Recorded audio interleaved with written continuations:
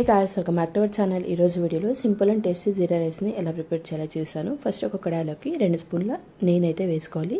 నెయ్యి వేడైన తర్వాత ఇప్పుడు ఇందులోకి 2 బిర్యానీ ఆకు, 2 లవంగా, కొంచెం దాల్చిన చెక్క, కట్ చేసి పెట్టుకున్న ఒక 4 పచ్చిమిర్చి, ఒక 2 ఎండుమిర్చి, 2 స్పూన్ల జీలకర్ర, కొంచెం కరివేపాకుని వేసుకుని పచ్చిమిర్చి ఫ్రై అయ్యేంత వరకు ఫ్రై చేసుకోవాలి. మీరు కావాలంటే ఇందులోకి ఆయిల్ కూడా వేసుకోవచ్చు నెయ్యికి బదులు.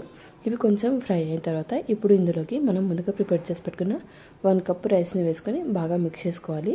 ఇప్పుడు ఇందులోకి కొంచెం మిరియాల పొడి అండ్ అలాగే టేస్ట్కి సరిపోయేంత సాల్ట్ని వేసుకొని హై ఫ్లేమ్లో ఒక 3 నిమిషాల పాటు బాగా ఫ్రై చేసుకోవాలన్నమాట.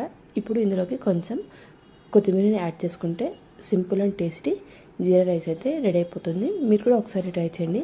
ఎలా వచ్చిందో కామెంట్ సెక్షన్లో కామెంట్ చేయండి. ఇంకా మన ఛానల్ ఎవరైనా సబ్స్క్రైబ్ చేసుకోకపోతే వెళ్ళి సబ్స్క్రైబ్ చేసుకోండి. Thank you for watching. Bye.